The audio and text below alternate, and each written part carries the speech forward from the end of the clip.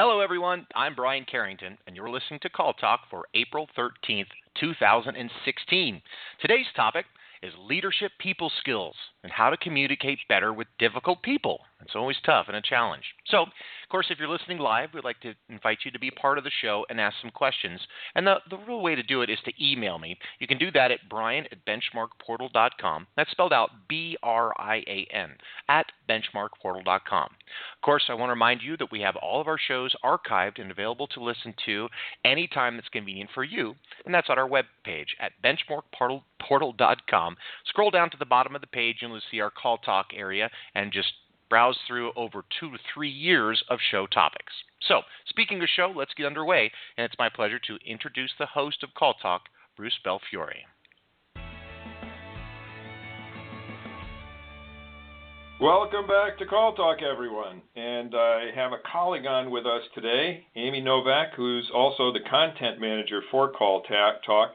So she'll be interviewing with me today. Hi, Amy. How you doing? Hi, Bruce. I'm doing well. I'm excited to learn a little bit more about today's topic and am eager to meet and speak to the guest. Okay, very good. Well, you know, one of the things that came out of our landmark study that we did a couple of years ago called Agent Voices, which involved over 5,000 respondents and showed that really the quality of leadership is extremely important inside of contact centers. One of the things that came out of that is that the ability to deal with difficult people, the ability to lead even in difficult situations is extremely important, because actually those are the key moments that will sort of make or break a manager and make or break relationships. There's that old adage that leadership means never having an off day, never having an off moment, and that's a huge standard to try to live up to. None of us can, but we have to do our best. And actually, if we have the right techniques and the right approaches, then we can learn how to handle those kinds of situations.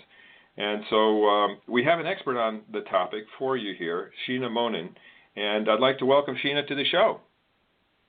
Hi, thanks so much for having me, Bruce. I'm happy to be here, and I'm really looking forward to talking about some of the topics that you've already mentioned and some of the ways that we can tap into our own personal strengths and become that ideal leader that we've always wanted to be. So it's going to be a really great show today, I think. Absolutely. No, thank you very much for being on. Sheena has her master's degree in psychology and has been double certified to teach the Enneagram, which is a powerful tool that customizes leadership to fit each person's existing strengths. And Sheena's company, Custom Life Design, specializes in conflict resolution and leadership development in both large corporations and small businesses. And for the last 7 years, Sheena has developed an approach that focuses on getting companies the results they want quickly and with precision. So we're really happy to have you on, Sheena, and let's get right into the questioning. Okay. You know, if we look at business psychology books, and there's a lot of them out there, there's a ton that's been written and said about this topic, and you have a unique take on all of this. And I'd like to hear about how you did the focus that you did. So tell us about your approach to leadership, and of all the forms of psychology available, why did you choose one for focus? Yeah, it's interesting when we look at psychology and we see the rise in popularity of organizations and companies actually inviting psychological processes into their organization. It's really exciting to see. But when I was studying psychology, I was mesmerized with human behavior and how, as humans, we can actually sort of predict how we're going to act and react in certain situations. And that falls under the umbrella of cognitive psychology, which focuses more on how very powerful the human brain is. I mean, think about how many tasks you do each and every day, and it's based on your mind and what your mind is telling you is a good decision versus a bad decision. If you go right or if you go left, it's all based on how your brain is processing the information. And that really struck a chord with me, and I started looking at my life and looking at the lives of people that I knew. I started realizing just how powerful the brain is. Of course, there's other forms of psychology. There's behavioral. There's all of these different theories out there, but the one that I felt was the most powerful was cognitive psychology, because I think that our mind is really attuned to things that we often are not even aware of. We go through the motions, we make choices, and we don't often stop to think about why we're doing it. And when we stop and we develop more of that self-awareness, then we can take control in our lives even more powerfully, and we can start to sort of fine-tune the direction of where we're going. And most people kind of go through the motions, and we don't stop to say, wait a minute, why am I doing this? Why do I look at people in this way? Or why am I making priorities in a different manner than someone else? And when we stop and we look at this, it's really fascinating to understand what's driving us. And I think most of that can be boiled down into cognitive psychology, and we can start to see these patterns that we've developed. And most importantly, we can ask ourselves, do we like this pattern or do we not like it? Because if we don't like it, then we have a tool called the Enneagram, which falls underneath cognitive psychology. And we can use the tool to sort of figure out, well, if I don't like how I'm acting or reacting, what can I do specifically to change it and to make it better so that my work environment is smoother, less stress is involved, and I can get that next promotion that I want, or I can reach that sales goal in a more professional and easier manner. There's a lot of content that is very helpful for leaders who want to become better, but sometimes we lack the tools that we need, or we lack the map to sort of help us to get to that next level. And I found the Enneagram to be extremely, sometimes uncannily accurate in letting people know who they are on a deeper level. And that's really what psychology is all about, is finding out who we are, why we act the way we do, and then deciding if we like it or not. And if we don't, then we can have a tool to make the changes that will help us in our lives. And that's really what I do, is I help people to reach the next level for them. Sheena, my mind is going in so many different directions now that you've given us more insight on the actual type of psychology that you are performing and that you have made the decision to go ahead and apply within these organizations. And the first things that are coming to the top of the surface here of my mind are psychological processes you're bringing up, processing information, going through the motions. Dear heavens, they should have put this as a class before anybody decides to get married. I mean, is this something that I can use for my husband now to see, look at things in different ways? Yeah. Should we ask him? Yeah, he's going to love that I'm sharing this online. Yeah, that's I find it entertaining because you hear of how many different, personally, let alone professionally, yet in all seriousness, it sounds very complicated and maybe even a bit overwhelming, not only on a personal level, but also a professional level. But then in the next token, I also find it fascinating because how can this really be applied within the business arena, the business atmosphere? And if I'm not using this personally, where should I start, within my professional? Yeah, absolutely. There's a lot of depth to the Enneagram and to cognitive psychology, but I don't dive into that when I'm working with people, because basically when you think about the business environment, it's very rare that every single person you're working with is going to think the way that you think. More often than not, people are approaching problems from vastly different perspectives. And at the root of human nature, psychologically in our minds, we believe that we are correct. And we believe that our perspective is the best perspective. That's just part of human nature. But think about it this way. If you were a CEO of a company and you had, let's just say, 6 managers, for example, and 2 of those managers, they are right in line with you, they are trucking along, and you work well with them, they make decisions that you can respect because those decisions are similar to what you would do.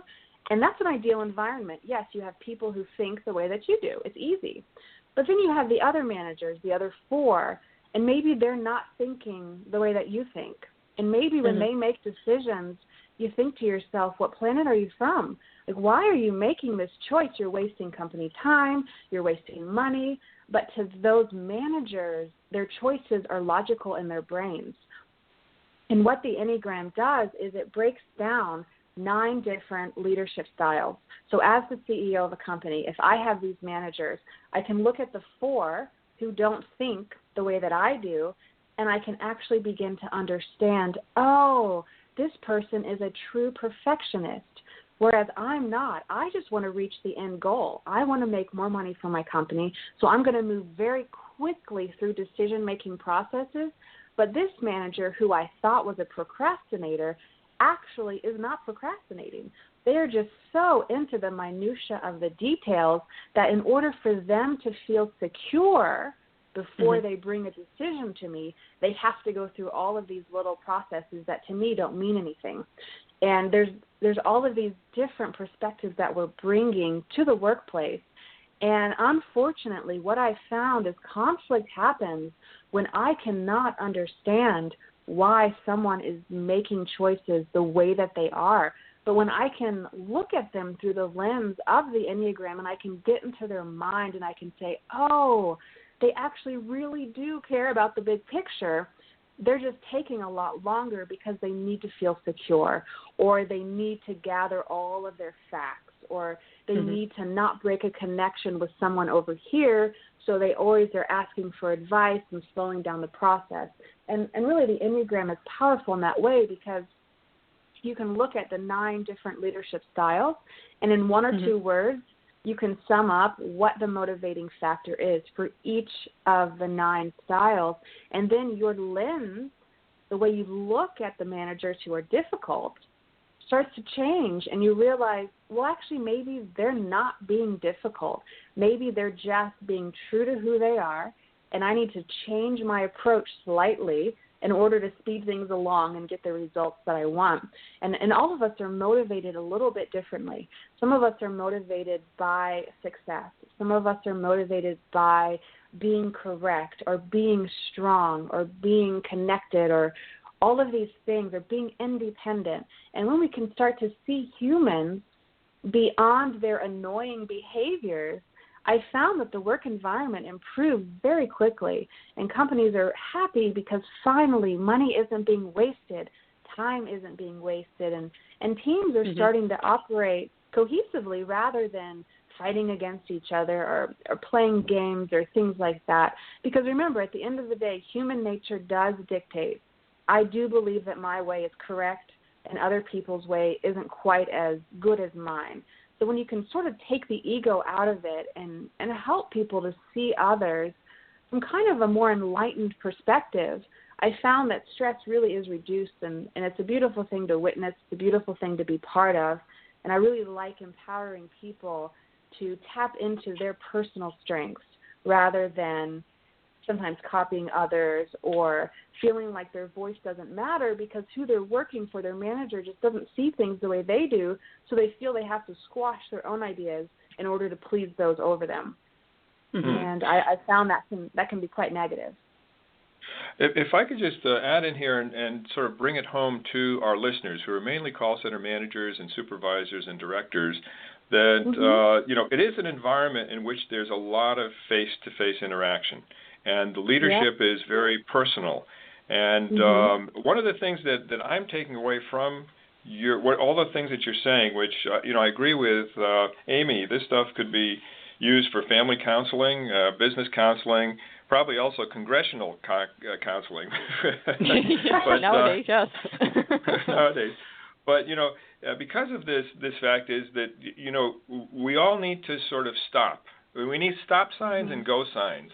And, there's the old thing that we teach our kids is stop, look, and listen before you cross the street. But here it's sort of like stop, think, understand, and then formulate. So it's like rather than do what comes naturally as a human being or as a manager in the call center, take a deep breath. What is the other person's perspective? What is their way of reacting and acting? What is their way of processing? And it's not always easy to slow yourself down, particularly if you're a high-energy type of person, which many managers are. But if you do that, then you'll be more effective. At the end of the day, you'll actually get more done than if you try to go at high speed. And One of the things that I think, comes out of what you're saying, and which matches with my experience, is that you ask questions. In other words, the best way to get into that other person's mind and that other person's shoes is to ask them about where they are. You ask them a lot of questions. So sort of management by questioning around or walking around and asking questions. Do you see that as something that for our listening audience could be a takeaway from this, that they... Yeah, absolutely. Yeah. A lot of it is, too, what I found is sometimes the more type A, the aggressive go-getters, they don't always understand how they're coming across to people who maybe aren't quite as upfront. So if you are going to ask a question, make sure your intention is really to understand, not to say, are you sure you feel that way, or make sure your tone is as appropriate as well, because when you are a manager, you're in a powerful position to influence those around you and those who are reporting to you. And if you stop and, like what you just said, develop a bit more self-awareness, you can really get into other people's minds and motivate them to produce higher quality work and to get more done. That's what I see across the board, is when you understand the basic tenets of psychology, productivity goes through the roof. And people feel validated. And when I feel validated, like if I'm working for someone and they are approaching me in a way that is not threatening to me or demeaning, or however my lens is telling me that they're coming at me, then I want to produce more. I want to perform higher and meet bigger goals, because I feel I've been seen and I feel like my method has been validated. Even if it's different from the manager, my method has value, and therefore human nature sort of dictates that when I feel that way, I'm going to push harder and I'm going to move faster because I want more of that validation. We're more motivated by praise as humans than we are by negative consequences. Research has been done across the board, and it's true. So as a manager, if I'm using these principles to understand and connect with my people better, then ultimately they're going to be pushing the limit as far as what they're producing, and it's always very, very beneficial for the company. Absolutely. And just for my own sake to interject again, in addition to what Bruce had mentioned earlier, it's coming from the field within just the past couple of years. It was very exciting to have all the different personality types and all the, different thoughts and ideas going on within the workplace. But this method that you're talking about really is making that connection between the individuals. To my perception of what you're sharing, it's that connection and showing that value, so you can help really and truly motivate individuals because you're understanding them better.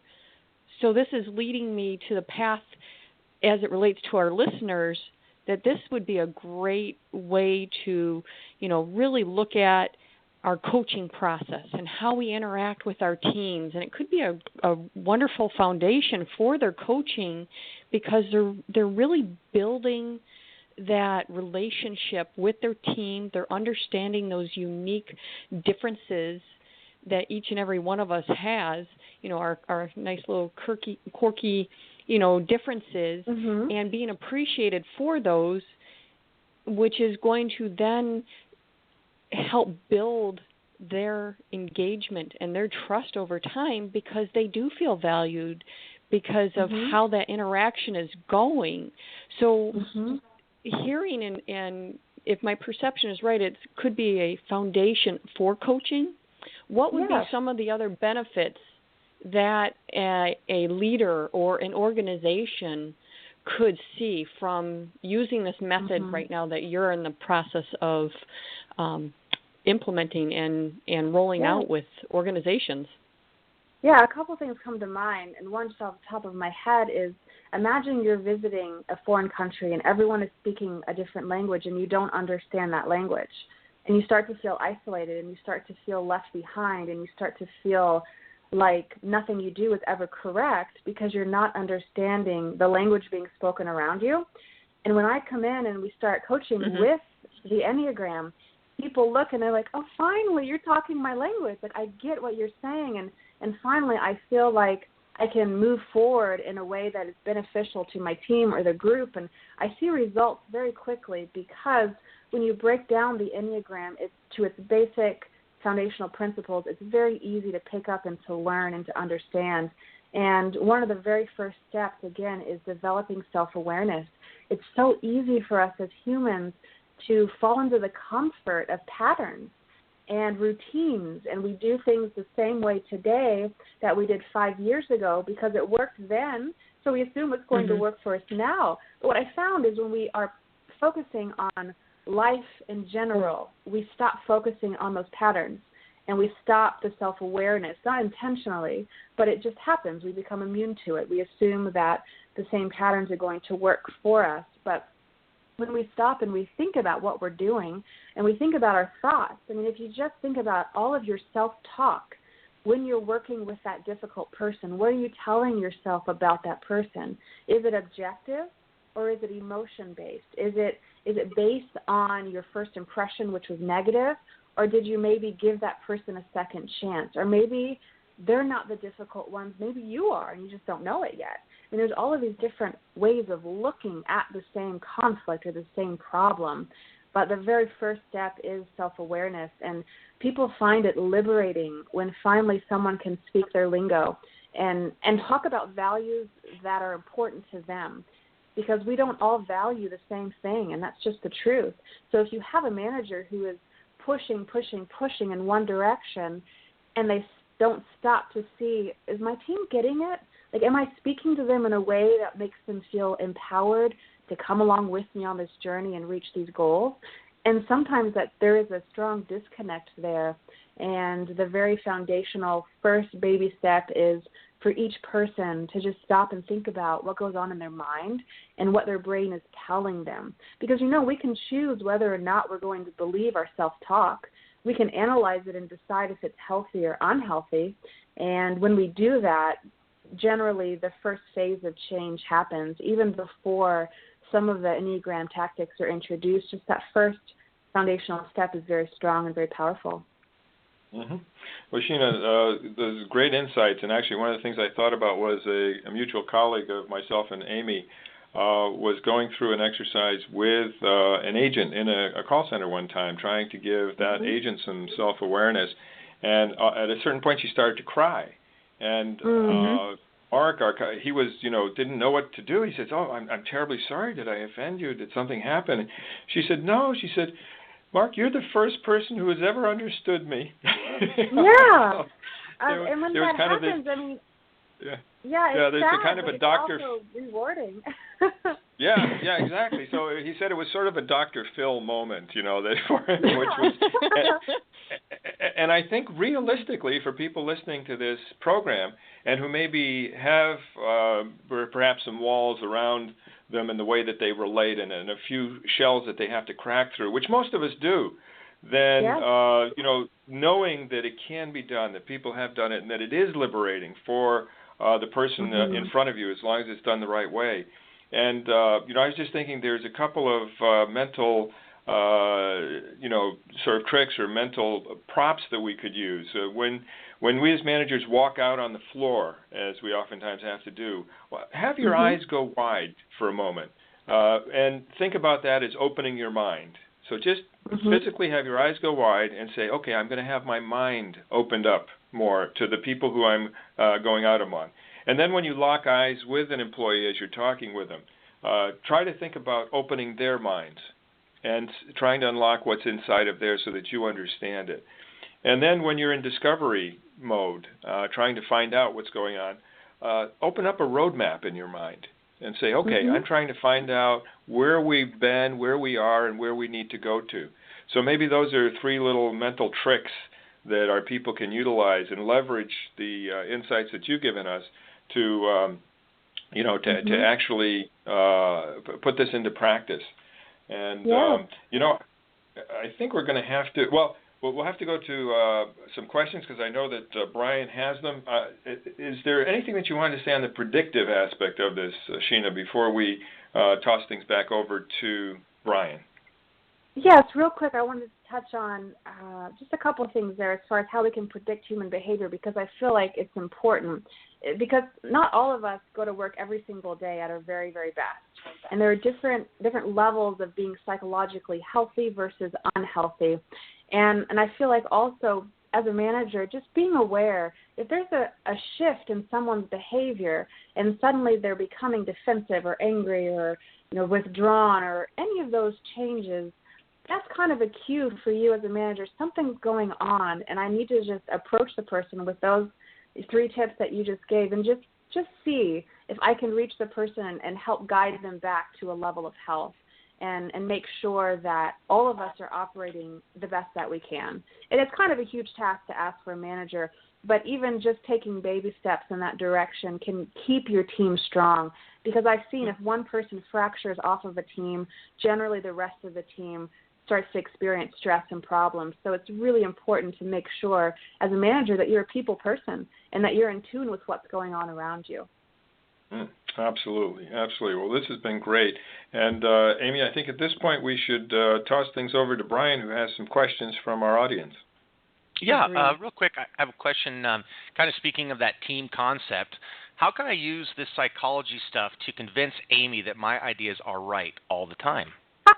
I don't think that will work, because I'm only using my thoughts and processes, not yours, Brian. No. That's a test. We're all listening. That's the wrong way to do it. I'm just kidding. Okay. Good nice try.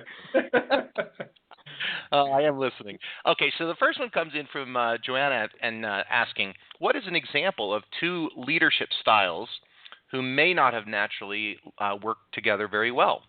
Yeah, that's a great question. I see this often, and a couple that come to my mind is, let's just say you have an intellectual type, the kind of person who wants to research the facts. They're very guarded about their personal space. They're an expert in their field.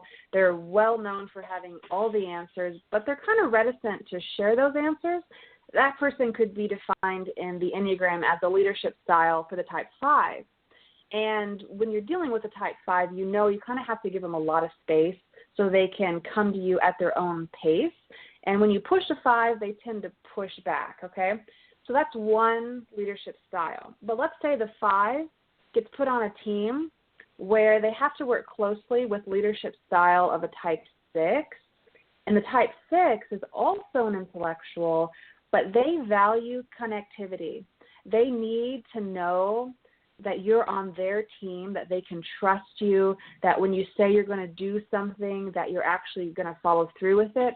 So if you have the type 5 who's pulling away from interactions in order to feel safe, and then you have the type 6 that's constantly poking and prodding and pushing to get a connection so that they feel safe, you have instant conflict. And you have 2 people who look at the other and say, that person is extremely difficult to work with. When in reality, neither one is actually difficult. It's just their needs are different.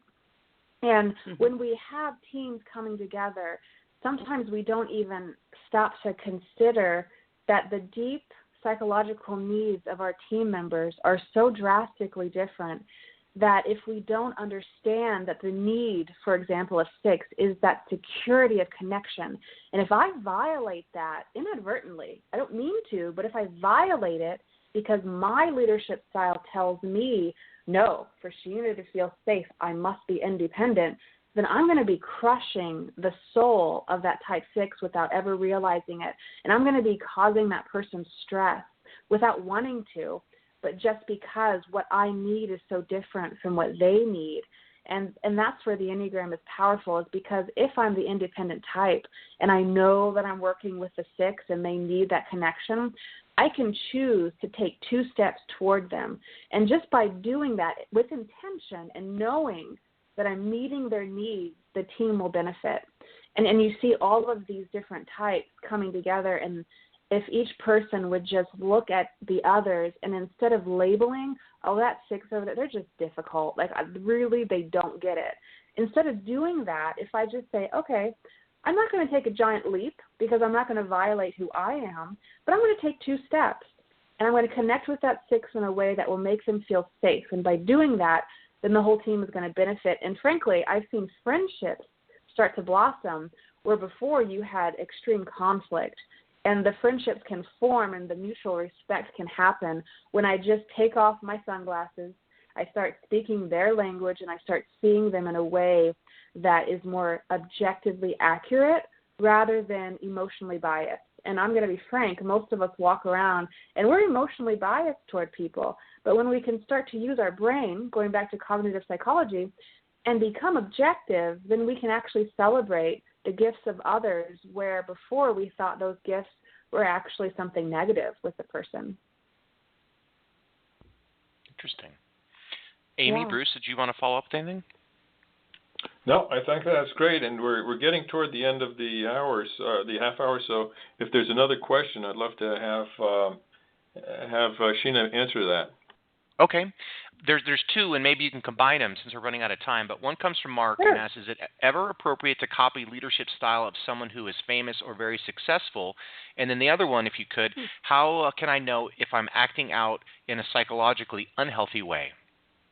From Okay, Debbie. sure. Yeah, those can be combined. So a lot of the times you see people who admire a CEO or a billionaire or a millionaire, and they think, oh, if I buy their book and I copy their leadership strategy, life is going to be golden and I'm going to have all this success in my life. The only problem is, and we touched on this earlier, if my basic motivating factors are different from theirs, then I'm going to have to squash who I am in order to copy who they are. But if who they are is actually in direct opposition of my own strengths, it's just going to cause me frustration. And most of the time, people will give up halfway through the book or halfway through whatever leadership process it is they're trying to copy. And I found it can affect people psychologically, and it can make them more unhealthy. And the way that we know if we're healthy or unhealthy is very simple. We think back to a time in our life when we were stress-free, we were on a happy cruise or a wedding day or something that was a happy moment, and for the moment we didn't have stress. We can see our behaviors change in very specific ways compared to when we are under stress. Sometimes we withdraw under stress, or we become short-tempered, or we become extremely extroverted, or some huge change happens. And if we can compare the two moments, we can decide, okay, I want to be back in that happy space, and I need to start responding to stimuli in a more controlled way rather than letting the stimuli control me and causing me stress. So we can definitely self-monitor just through the simple act of self-awareness. Absolutely. Mm-hmm. Yeah, I think just to add to that, the insight here is that not just sort of being in the present, but also adding to your present in terms of making your mind work more in these terms, in terms of reminding yourself to be open, reminding yourself when you were stress-free, reminding yourself that these habits can be very, very good in terms of keeping yourself in a healthy place and reacting in a healthy way. Yeah, and just one final thought. If you're in a meeting or a situation and you start to feel intimidated or you start to sense your energy withdrawing, some people just breeze past that, but it's really important to stop and to use your brain and to say, why am I reacting in a negative way? And what can I do in the moment to get control back so that I don't feel intimidated or I don't feel angry?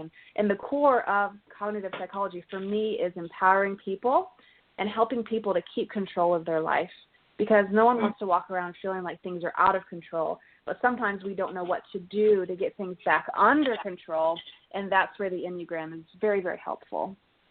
Right. Okay. Well, that's really, really interesting and great insight. And, you know, we think of a lot of even TV shows where there's chaos and people are missing each other in terms of messaging and understanding and all that sort of thing. And then it resolves at the end, but it only resolves at the end if people communicate and if people understand each other and sort of put themselves in. And so why not do that at the beginning of the sitcom instead of at the end? and if we think of our daily routines at work in somewhat the same terms, hopefully they're not quite sitcoms, although some of them probably do look like it, then start the day that way, right? Start the day that way. Start the day with the sit down, with the understanding, with the open mind, with the wide open eyes as you do it. Mm-hmm. Amy, do you have any final thoughts before we thank Sheena and bring it back over to Brian? No, it's just very interesting, and I think any of those that listen to today's call will be able to take a few of these nuggets that Sheena shared and be able to apply that different thought process when they are interacting with their teams. Yep. Okay. Very good. Sheena, any final thoughts before we go over to Brian? But I just want to thank you very much for all these great insights and sharing your experience. Oh, thank you. Thank you so much for having me. And just remember, anyone who's listening, if you want a happy and healthy life and a successful life, don't let your reactions and your thoughts control you. Get those under control, and then you can really move forward to the success that you want. Great words to live by. Okay, thank you again. And we'll... Yeah, no problem. Okay. Well, with that, we'll move over to Brian to finish things off. Brian? All right. Well, thank you, guys. One quick last question. I was thinking of a fast-track way to get to all this results. And, Sheena, is there a way to hire you as personal counsel to follow me around every day and tell me what I'm doing wrong?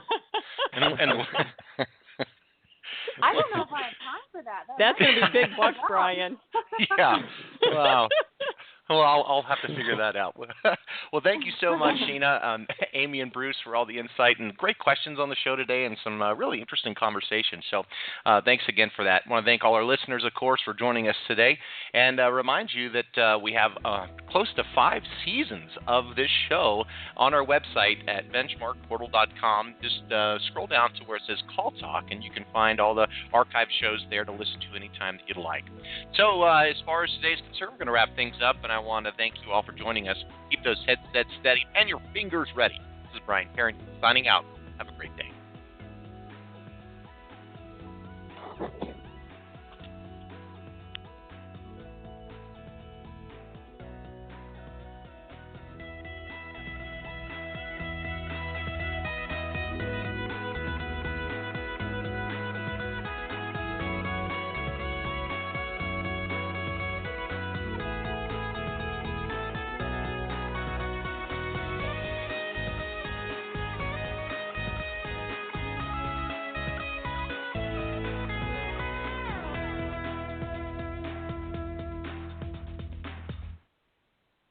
And that's a wrap. Take care.